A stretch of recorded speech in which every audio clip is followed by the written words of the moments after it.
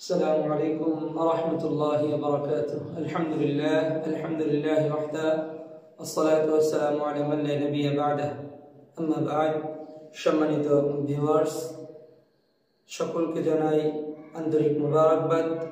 আপনারা অবগত আছেন আজ দিবাগত রাত লাইলাতুন নিসফি মিনাশ শাবান বা শাবানের মধ্য রজনী, যা আমাদের বাংলাদেশ, ভারত, পাকিস্তান, ভারতীয় উপমহাদেশে শবে বরাত নামে পরিচিত। যদিও পবিত্র কুরআন এবং হাদিসের কোথাও শবে বরাত শব্দটি উল্লেখ নেই, হাদিসের মধ্যে লাইলাতুন নিসফি মিনাশ শাবান বা শাবানের মধ্য রজনী বলে রাসূলুল্লাহ সাল্লাল্লাহু আলাইহি ওয়াসাল্লাম উল্লেখ করেছেন। এ ব্যাপারে আমরা কুরআন এবং হাদিসের মধ্যে এর নিদর্শন খুঁজে পাই। সেটা হলো পবিত্র কুরআনে যদিও সরাসরিভাবে পবিত্র লাইলাতুন নিসফি মিনাশ শাবানের কথা উল্লেখ করা হয়নি, তবুও কিছু কিছু তাফসীরকারগণ তাদের তাফসীর বিষয়ক চিন্তা ধারা নিয়ে বলেন যে পবিত্র কোরআনের সূরা দুখান, যেখানে আল্লাহ তাআলা বলেন হামিম ওয়াল কিতাবিল মুবিন ইন্না আনজালনাহু ফি লাইলাতিন মুবারাকা ইন্না কুন্না মুনজিরিন ফিহা ইউফরাকু কুল্লু আমরিন হাকিম। এখানে আল্লাহ তাআলা বলছেন হামিম ওয়াল কিতাবিল মুবিন, শপথ সুস্পষ্ট কিতাবের, ইন্না আনজালনাহু ফি লাইলাতিন মুবারাকা ইন্না কুন্না মুনজিরিন। আল্লাহ তাআলা বলেন নিশ্চয়ই আমি ইহা অবতীর্ণ করেছি বরকতময় এক রাতে এবং আমি সতর্ককারী। এই বরকতময় রাত বলতে আসলে লাইলাতুল কদর নাকি লাইলাতুল বারাত বোঝানো হয়েছে, এ নিয়ে তাফসীরকারকদের ভিতরে মতভেদ রয়েছে।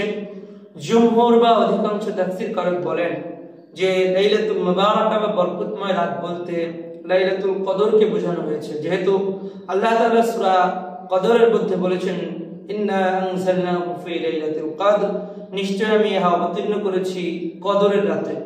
তবে ইমাম কুরতুবী, ইমাম জালালউদ্দিন সুয়ুতী রাহিমাহুল্লাহ এছাড়া আরো কিছু কিছু ইমামের মতে এখানে বরকতময় রাত বলতে লাইলাতুল বারাতকে বোঝানো হয়েছে। ইমাম জালালউদ্দিন সুয়ুতী এছাড়াও কয়েকজন ইমাম বলেন যে এখানে হতে পারে যে লাইলাতুল বারাতে কোরআন নাযিল শুরু হয়েছে এবং লাইলাতুল কদর এটা শেষ হয়েছে। যাই হোক, এটা নিয়ে আমরা বাড়াবাড়ি করব না, ছাড়াছাড়ি করব না। বাংলাদেশ এবং ভারতীয় উপমহাদেশে লাইলাতুল বারাত নিয়ে অনেক কুসংস্কার রয়েছে সমাজে, যেটা মূল ইবাদত থেকে মানুষকে দূরে নিয়ে যাচ্ছে।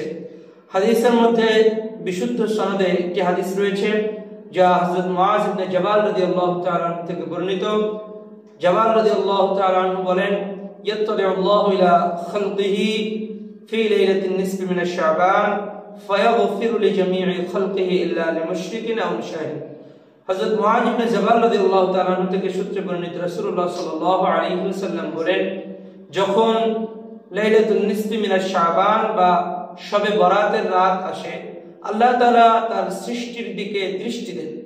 আল্লাহ তাআলা তার সমস্ত সৃষ্টির দিকে তার দৃষ্টিপাত করেন এবং সকলকে সাধারণ ক্ষমা ঘোষণা করেন দুই শ্রেণীর লোক ব্যতীত। এক হলো মুশরিক, যারা মুশরিক আল্লাহর সঙ্গে শরীক করে। দুই নম্বরে হিংসা বিদ্বেষ পোষণকারী।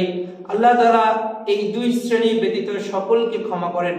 যদিও অন্যান্য আরো কিছু হাদিসে আরো কয়েক শ্রেণীর লোক পাওয়া যায়, তবে বিশুদ্ধ বর্ণনা মতে দুই শ্রেণীর লোক আল্লাহ ক্ষমা করবেন না।